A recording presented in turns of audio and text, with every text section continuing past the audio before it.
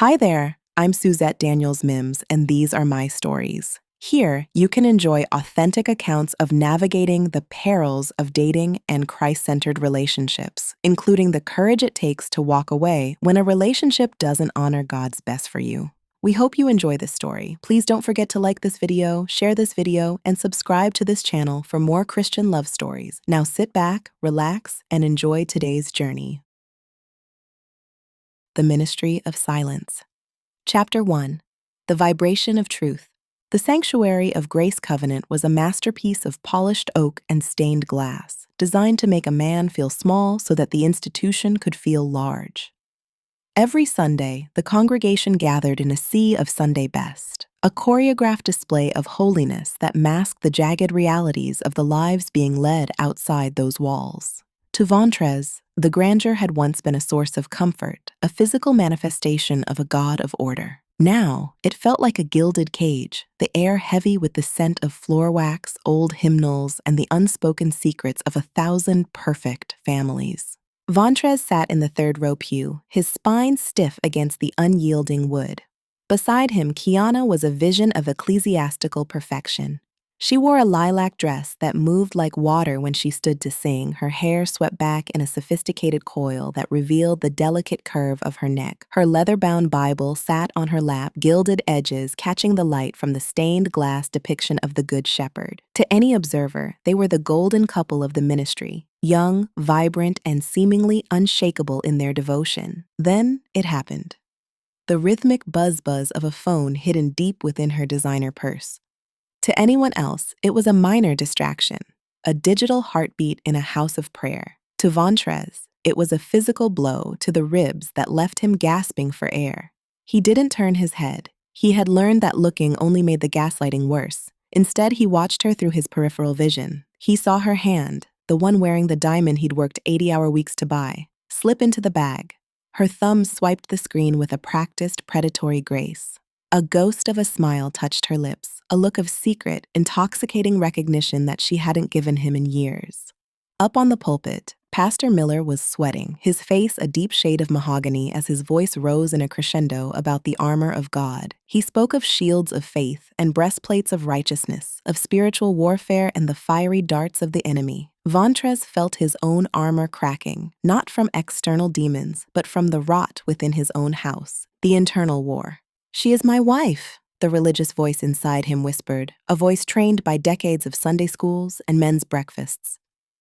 To suspect her is to doubt God's power to change her. To see the lie is to lack the faith that covers a multitude of sins.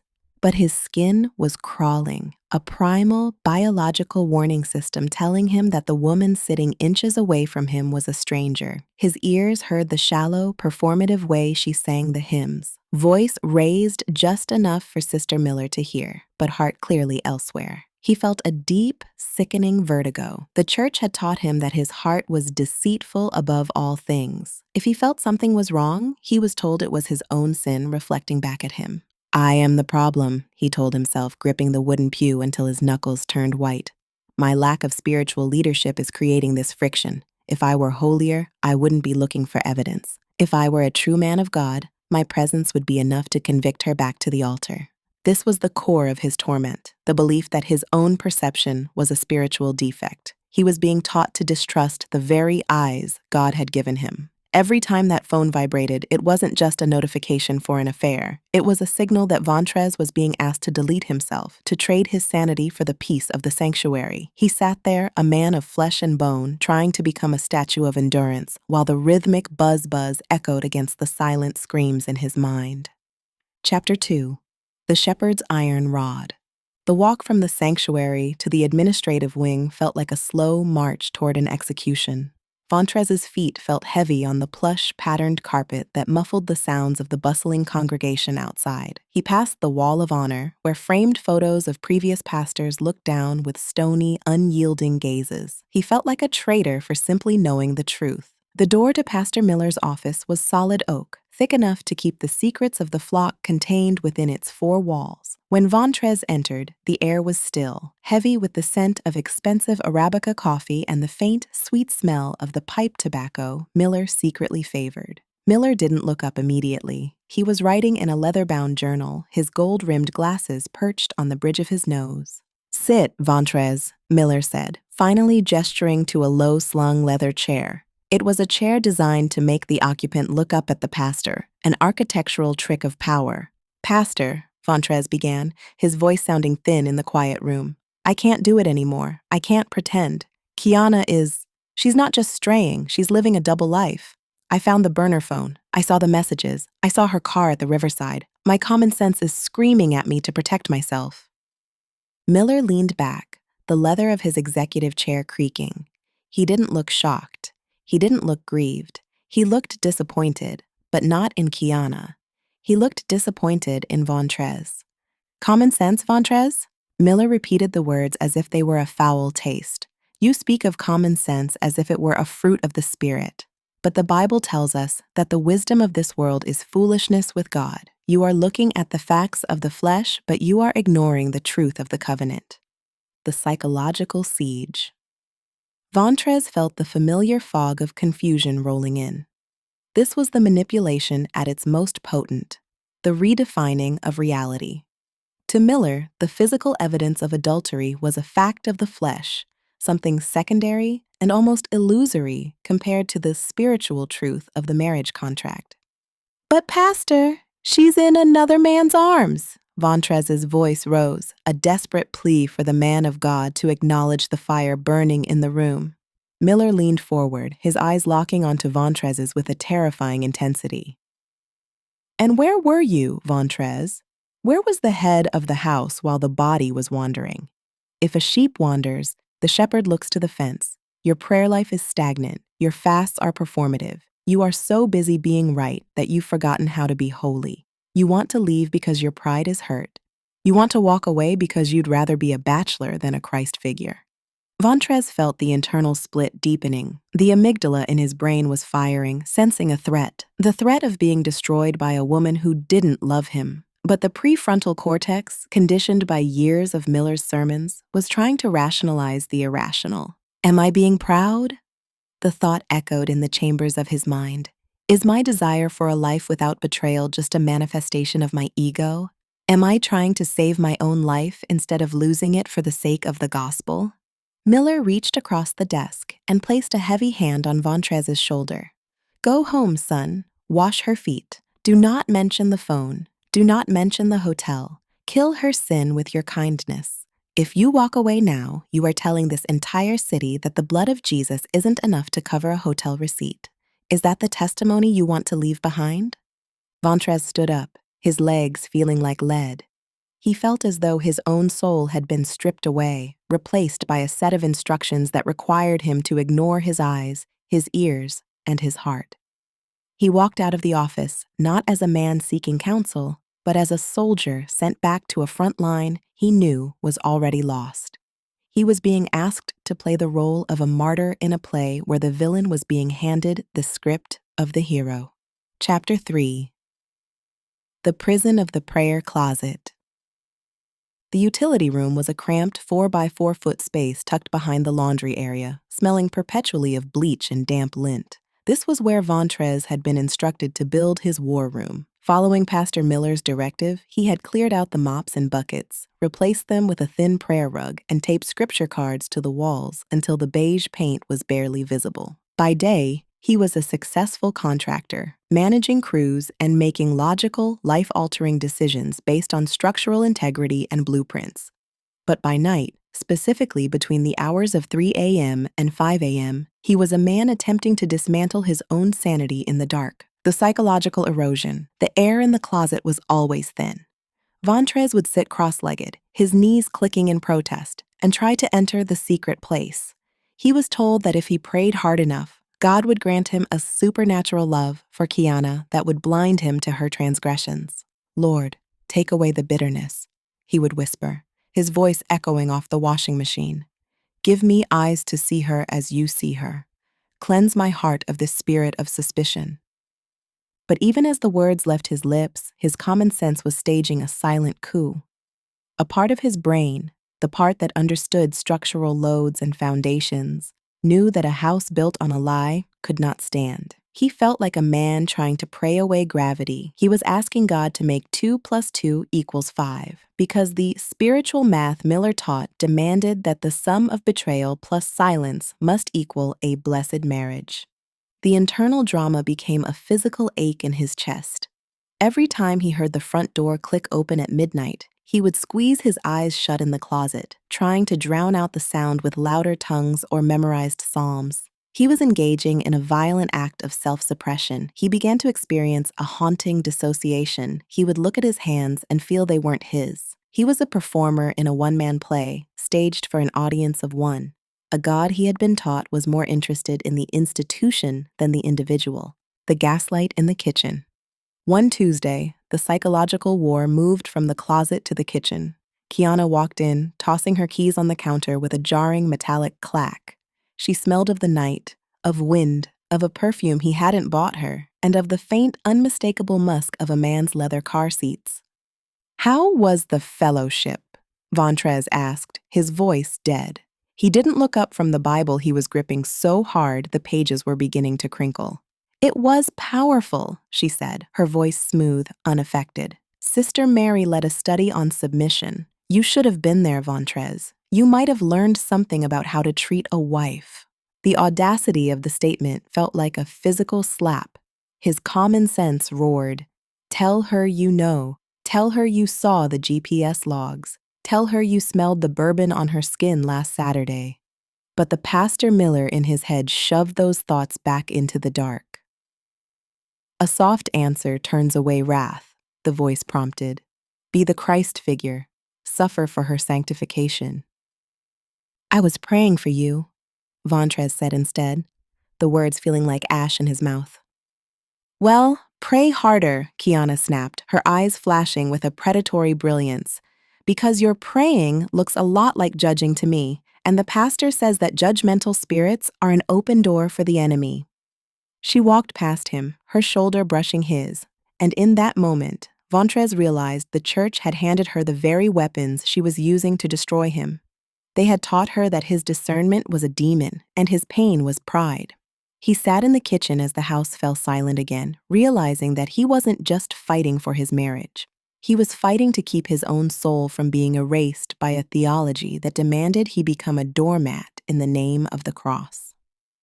Chapter 4. The Suitcase and the Sanctuary. The morning of the Exodus arrived with a clarity that was almost violent. The Sunday sun bled through the bedroom curtains, a harsh, uncompromising light that refused to allow any shadows for Vontrez to hide in. For years, Sunday morning had been a frantic ritual of polishing the exterior, ironing the shirts, buffing the shoes, and practiced smiles in the mirror. But today, the machinery of performance had finally ceased. Kiana was already in the bathroom, the air thick with the floral scent of her hairspray. She was humming a contemporary worship song, the melody sweet and hollow. "Vontrez, get up," she called out over the hiss of the aerosol. "Pastor Miller is expecting us in the green room before the first service. He wants to discuss the building fund campaign."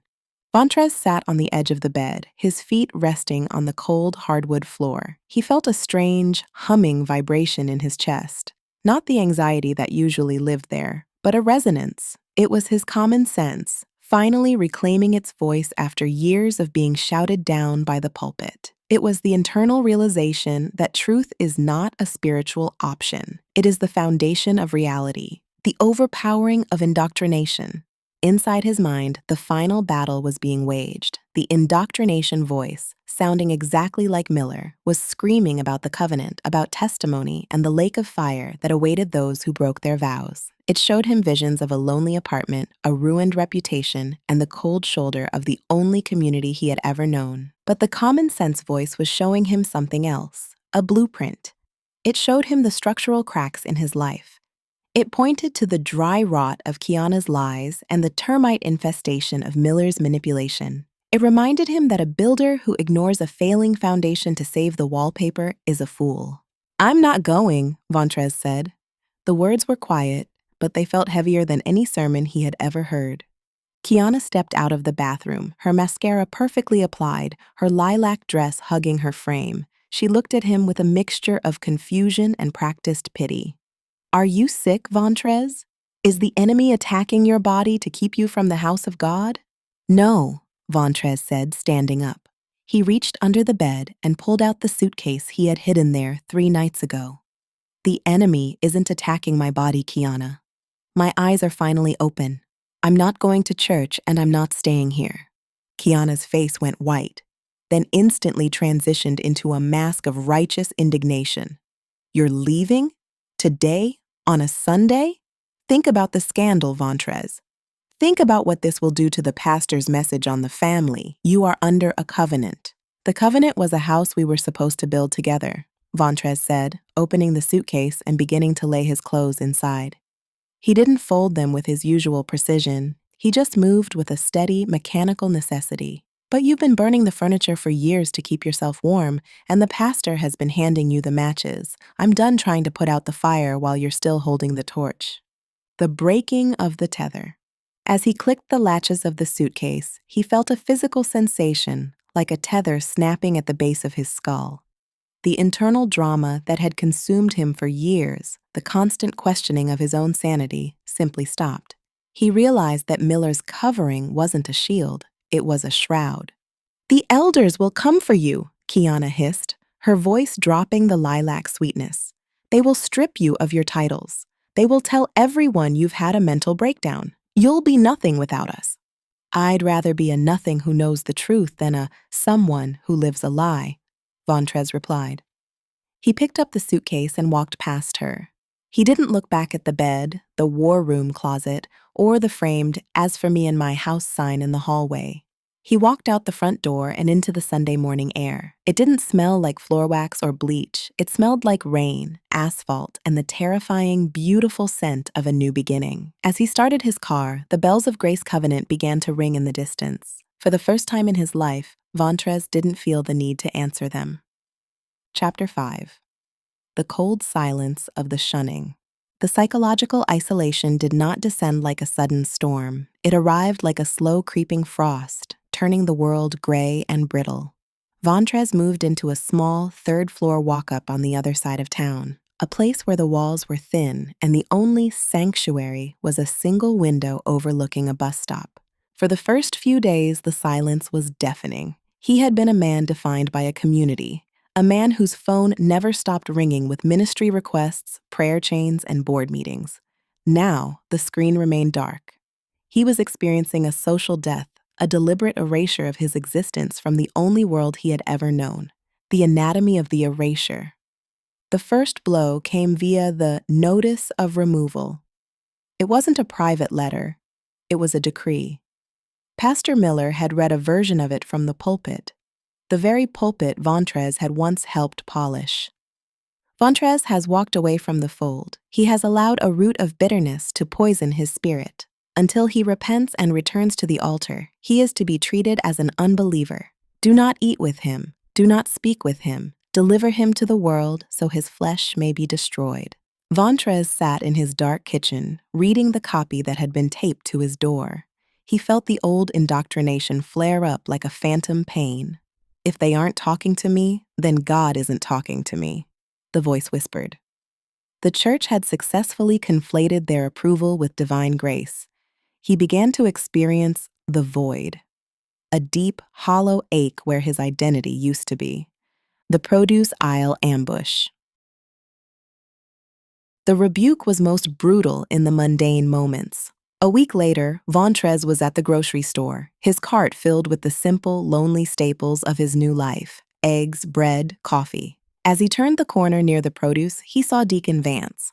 Vance had been more than a mentor. He had been a father figure. He had been the one who taught Vontrez how to pray for his crews, how to lead with integrity, and how to handle a spirit level. Vontrez instinctively smiled, his hand half raised in a wave of relief. Vance looked him directly in the eye. For a split second, Vontrez saw a flicker of the old man, a flash of grief and recognition.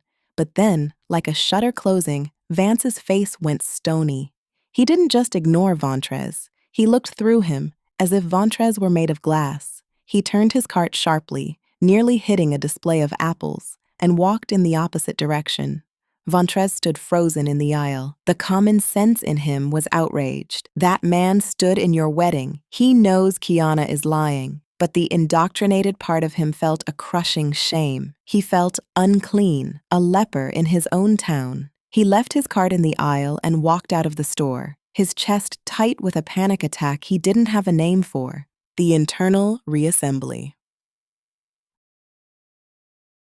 The church was betting on this pain. They wanted the isolation to be so unbearable that he would crawl back to the altar just to hear a human voice again. They wanted him to trade his truth for the warmth of their approval. But something strange began to happen in the quiet of that third-floor apartment. Without the constant noise of the Men of Valor group chats and Miller's three-point sermons, Vontrez started to hear his own heartbeat. He began to realize that the God who would instruct a man to ignore his brother in a grocery store was not a God of love, but a God of control. He spent his Sundays hiking in the state park, miles away from the bells of Grace Covenant. He watched the way the trees didn't ask for covering to grow. He watched the way the rain fell on the just and the unjust alike. He started to understand that he wasn't being delivered to Satan, he was being delivered to the truth. The rebuke wasn't a wall keeping him out, it was a fence he had finally jumped over. The silence was no longer a vacuum, it was room to grow. Chapter 6: The Warehouse and the New Breath. 2 years after the door of his apartment had become his only sanctuary, Vontrez found himself standing before an old textile warehouse on the industrial edge of the city. It was a rugged building of soot-stained brick and massive unadorned windows that seemed to drink in the raw, unfiltered light of the afternoon. There was no steeple, no manicured lawn, and no gold-leafed sign promising a miracle. He stood on the sidewalk, his hand hovering near the heavy steel handle of the door. The old panic, the Grace Covenant reflex, surged in his gut. He expected a greeter with a clipboard to demand his spiritual credentials, or a discernment team to sense the spirit of rebellion he had been told followed him like a shadow. He almost turned back. He was a man who had been told he was unclean for so long that he had begun to believe he left a trail of soot wherever he walked. The dissolution of the mask. He pulled the door open. The sound was a low, resonant groan of metal on metal. Inside, the space was vast and airy, smelling of aged timber and freshly roasted coffee. There was no stage. There were no spotlights, just a circle of mismatched chairs and people who looked like they had been through a war and were finally allowed to talk about it. A woman named Michelle approached him. She wasn't wearing a first lady hat or a designer suit. She wore a simple flannel shirt and jeans with frayed hems. She didn't offer a rehearsed, "God bless you, brother." She simply handed him a ceramic mug. "You look like you've been holding your breath for a decade," she said, her eyes kind but uncompromisingly honest. "You can exhale here. We don't have a dress code for the soul, and we don't have a covering except the roof over our heads." Vontrez sat in the circle, his muscles coiled like a spring. For the first hour, he stayed silent, his old training telling him that he was a backslider and had no right to speak in a holy assembly. He watched as a man shared about his struggle with depression and a woman spoke openly about her anger toward a God who had allowed her to be abused by a deacon. In Grace Covenant, these admissions would have triggered an immediate exorcism or a disciplinary sabbatical. Here, they were met with nods of recognition and the quiet weight of shared presence, the architecture of integrity. When the facilitator, a man named Miles, looked at Vontrez, he didn't use a prophetic tone. He just leaned back in his folding chair. "Vontrez, the church often confuses endurance with faith," Miles said. "They tell you to stay in the fire to prove your gold. But sometimes, the most spiritual thing you can do is realize you're not a metal to be tested. You're a human being who deserves to be safe. God didn't give you common sense to lead you away from Him. He gave it to you to lead you away from the wolves." The dam finally broke. Vontrez didn't just speak. He unburdened. He told them about the prayer closet that felt like a tomb.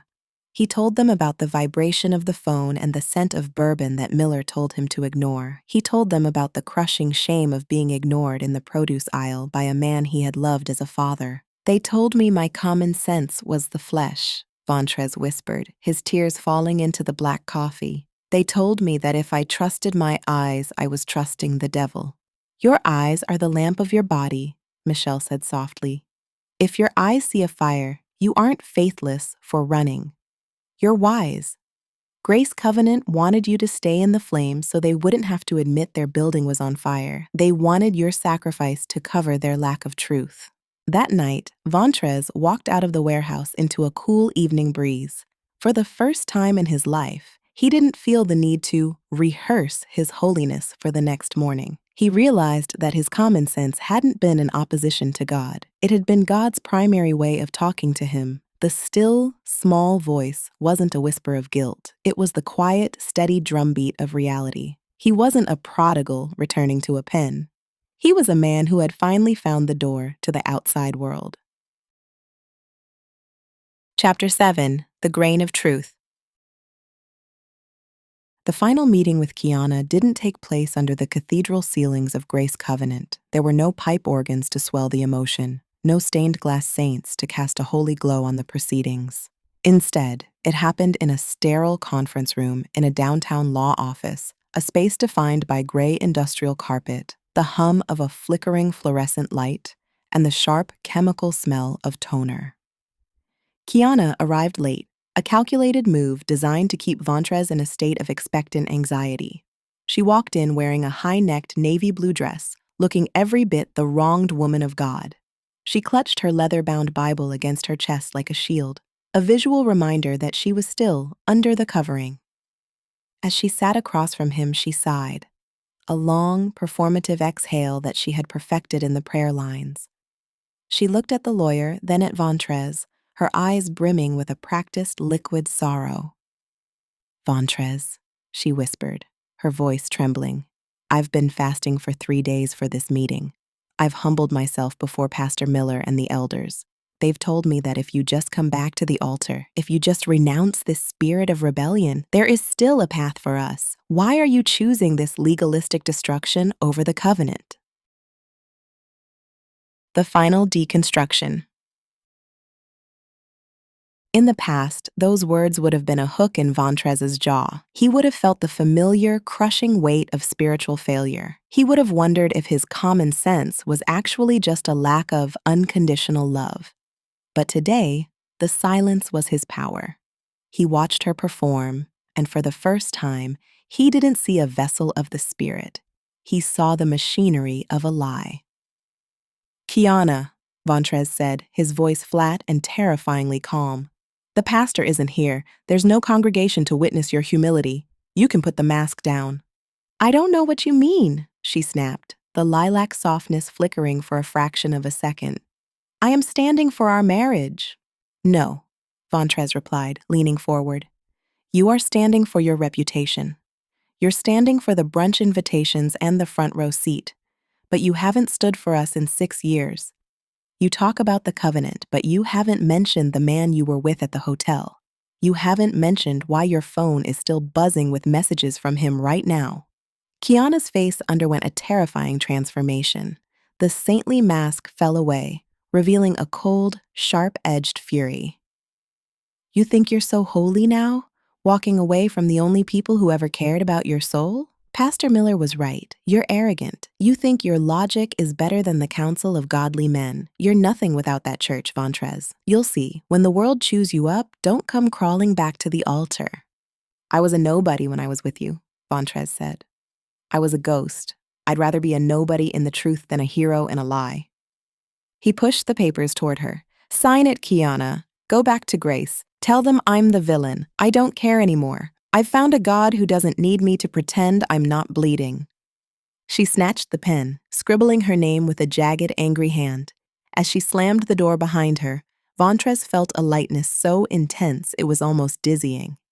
The spiritual chains hadn't been broken by a prayer. They had been broken by the simple, stubborn refusal to ignore the truth. Chapter 8: The New Sanctuary. The woodshop was not merely a place of business, it was an act of reclamation.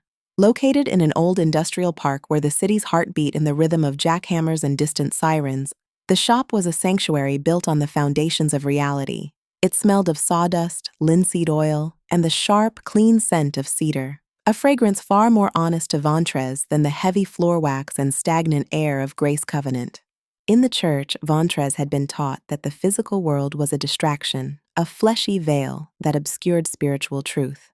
But as he stood over a 6-foot slab of raw, live-edge walnut, he realized the opposite was true. The wood was the truth. It didn't care about his testimony. It didn't respond to pastoral authority. It only responded to the sharpness of the blade and the steady, patient hand of a man who respected its nature. The theology of the grain. Vontrez spent his days learning the language of the grain. He discovered that every tree carried the story of its own survival, the scars of old storms, the tight rings of lean years, the expansive growth of seasons of plenty. In the ministry, he had been told that his own scars, his doubts, his observations of Kiana's betrayal, his common sense, were defects to be sanded away until he was a smooth, characterless surface. But in the shop, he learned that the most beautiful part of the wood was often the figured grain, the burls and knots created by stress and injury. When polished, these areas caught the light in a way that straight, easy grain never could. They wanted me to be a 2x4, Vontrez thought as he ran a hand plane over the walnut. Uniform, predictable, and easy to stack, but God made me out of the heartwood. The act of hand planing became his new form of meditation. At Grace Covenant, meditation was a desperate attempt to ignore his surroundings and hear a voice that agreed with Pastor Miller. Here, meditation was an intense focus on the present. He listened for the shur of the blade. He watched for the gossamer thin curls of wood to rise like prayers from the surface. The visit from the past. One afternoon, the bell above the shop door jingled. Vontrez didn't look up immediately, his focus locked on the dovetail joints of a small jewelry box. When he finally wiped the dust from his apron and turned, he saw a ghost. It was Brother Thomas, an elder who had once been a close friend. Thomas looked older, his face etched with the weariness of a man who spent too much time defending a crumbling wall. He stood in the doorway, looking around the shop with a mixture of curiosity and suspicion. "I heard you were down here, Vontrez," Thomas said, his voice hesitant. "The pastor." "Well, he doesn't know I'm here. He says this place is a monument to your rebellion." Vontrez didn't feel the old spike of panic. He didn't feel the need to justify his existence. He simply gestured to a stool. "It's a workshop, Thomas. I make things that last. Coffee?" Thomas sat, but he looked uncomfortable, as if the very sawdust on the floor was unclean. "Kiana's struggling, Vontrez. She's moved on to another season of ministry. But the whispers are getting louder. People are starting to ask why you really left. The elders are trying to keep the lid on it, but the truth is a living thing, Thomas," Vontrez said, leaning against his workbench. "You can bury it under 1,000 sermons, but it will eventually find a way to the light. I didn't leave to rebel. I left because I refused to call a fire a blessing. I left because my common sense told me I was being destroyed, and the church told me to enjoy the heat." Thomas looked down at his hands. "Sometimes I envy you. The silence at Grace, it's getting heavy. It's like we're all holding our breath, waiting for the next scandal to break." "The air is free out here, Thomas," Vontrez said quietly, "but you have to be willing to walk through the door alone." The architecture of a new life. When Thomas left, Vontrez didn't feel the heavy spirit of heaviness that used to follow such encounters. He felt a profound, resonant peace. He turned back to his workbench. He was building a dining table for a young couple. They wanted something sturdy, something that could withstand the chaos of a growing family. Vontrez was meticulously carving the mortise and tenon joints, the oldest and strongest way to join two pieces of wood. As he fitted the pieces together, he realized that his new faith was like this joint. It wasn't held together by the glue of social pressure or the nails of religious fear. It was held together by the perfect fit of truth and reality. He didn't need a covering to protect him from the world. He needed a foundation that was deep enough to hold him steady. He eventually married Skylin, a woman who worked as a nurse and understood the visceral reality of blood, bone, and healing. They didn't have couples devotionals that felt like scripted performances. They had conversations over coffee about the things that mattered: justice, kindness, and the beauty of an honest day's work. On the 10th anniversary of his exodus, Vontrez stood at the window of his shop watching the sun set over the city. He saw the steeple of Grace Covenant in the distance, a dark needle pricking the orange sky. For the first time, he felt no pity, no anger, only a quiet gratitude. He had lost a kingdom of lies, but he had gained a world of truth. He picked up his chisel, felt the weight of it in his palm, and got back to work. He was no longer a man moving as the church directed. He was a craftsman of his own soul, and every cut he made was an act of worship to the God of the truth. Now that was a good story. The Ministry of Silence was a powerful exploration of spiritual manipulation, the reclaiming of personal intuition, and the journey from religious bondage to authentic faith. I have personally walked the exact same path as Vontrez. We must learn to trust the voice of God over that of spiritual manipulators. Don't keep your feet planted in an unhealthy situation when you know God wants the absolute best for you. Learn to truly hear God's voice and move accordingly. Well, that brings us to the end of our time together today. Please remember to like and share this video and subscribe to this page. Join us again every Tuesday, Thursday, and Saturday as we embark on new journeys. Au revoir, and always remember who you are and whose you are. Until next time.